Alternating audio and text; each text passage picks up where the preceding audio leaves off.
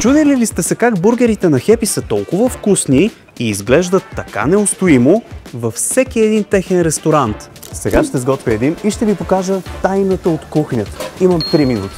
Магията започва с тази машина, която се нарича Експрес Грил. И тъй като готви едновременно от двете страни, продуктите стават до 2,5 пъти по-бързо. Да, затова бургерите на Хепи са винаги сочни и идват толкова бързо след поръчка. Всеки един продукт, който след това отива на Експрес Грила, е с високо качество, а именно селектирано Black Angus месо, овкусено ексклузивно за Хепи. Следваща стъпка.